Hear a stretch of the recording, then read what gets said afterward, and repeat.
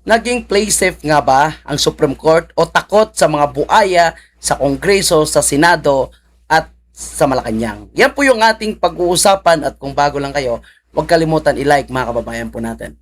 Ngayon pag-uusapan po natin ang naging desisyon po ng Supreme Court doon sa petition ni Vice President Sara at ilang mga abogado kagaya ni Atty. Torion patungkol po sa pag-question ng legalidad sa ginagawang mini trial noon sa House of Representatives bago pa nagkaroon ng botohan sa impeachment ni Vice President Sara at bago pa na i-transmit ito sa Senate as impeachment court. Yan po yung ating pag-uusapan. Kasi sa ngayon, mga kababayan, kiniklaim po nitong si Ridon, no, na napakalaki ng ilong at isa po sa propagandista noon pa man.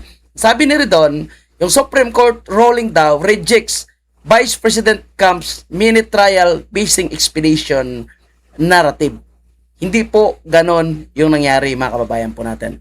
Pero syempre, patas tayo. Bago natin basahin at titingnan itong decision ng Supreme Court, kasi marami po silang nabubudol. Lalong-lalo na kapag hinahayaan na lang natin yung kanilang mga narrative. Kasi nga po, mga kababayan, yung mainstream media ngayon, ito yung mga highlights.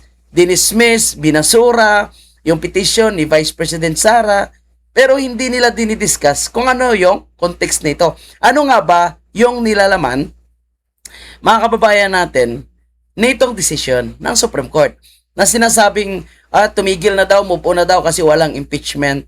Wala daw fishing expedition sa nangyaring impeachment trial. Tingnan natin. Basahin natin yung decision ng Supreme Court. Tingnan po na natin to. Panahon na po para mag-move on ng depensa sa usapin po na mini-trial, sa usapin po na fishing expedition. Winakasan na po ng Korte Suprema ngayong araw na ito yung lahat po ng propaganda na katulad po nito. So, sila yung propagandista mga kababayan po natin. Which is totoo na may nangyari talagang fishing expedition. Ang problema lang, yung ating Supreme Court ay mukhang naging play safe po sila. No? Hindi agad sila naglabas ng desisyon. Kasi bago po mag-file ng petition, si Vice President Sara at ang kampo po ni Atty. Torion is ongoing pa po yung nangyayaring mini trial sa House of Representatives. Kaya kini-question ni Vice President Sara. Ang problema lang mga kababayan natin, ang tagal maglabas ng desisyon ang Supreme Court. Hindi nila agad inaksyonan, hindi agad nila dinesisyonan. Ang sabi nga dito, dinismiss ng Supreme Court ang consolidated petition questioning the proceedings ng House of Representatives at itong kanyang Committee on Justice sa impeachment ni Vice President Sara. Pero never po sinabi ng Supreme Court dito na ang kanilang pag-dismiss ay dahil walang nangyaring mini trial o dahil walang nangyaring fishing expedition. Hindi po nakalagay dito. Hindi po sinabi ng Supreme Court na tama ang ginagawang proseso ng House of Representatives at ang kanilang Committee on Justice. Walang sinabi ang Supreme Court. Ang sinabi lang ng Supreme Court na kung magro-roll man sila o mag-i-issue po sila ng resolution dito po sa dalawang petisyon, ang sabi nila dito, no, na yung impeachment ni Vice President Sara ay already approved na and transmitted na yung article of impeachment sa Senate.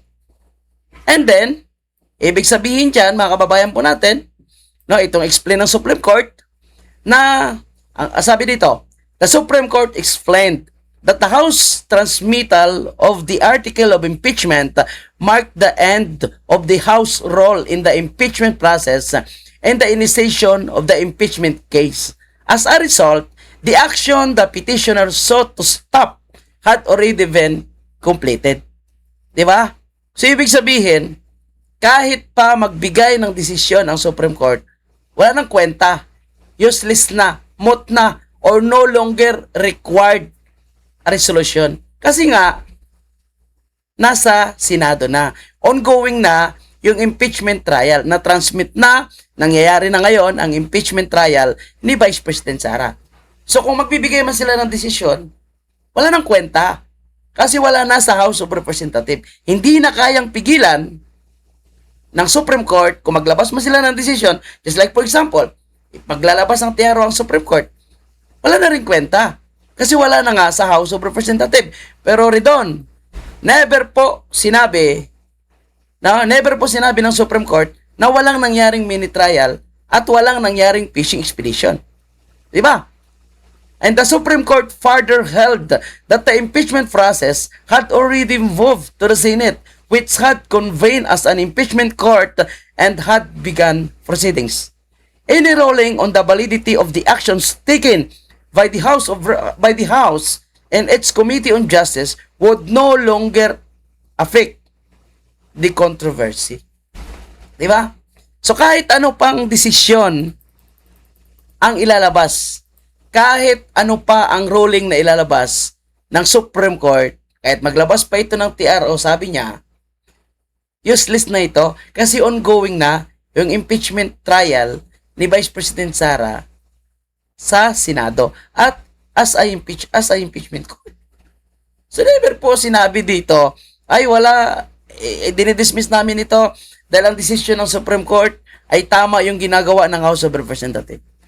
Dinidismiss namin ito dahil walang nakitang fishing expedition. Dinidismiss namin ito dahil wala pong mini trial na nangyayari sa Senado. Ang sinabi lang ng Supreme Court dyan, useless na dahil ongoing na yung impeachment trial ng Vice President. Kaya mali yung sinasabi ni Ridon na move on na kasi wala naman talaga nangyaring fishing expedition.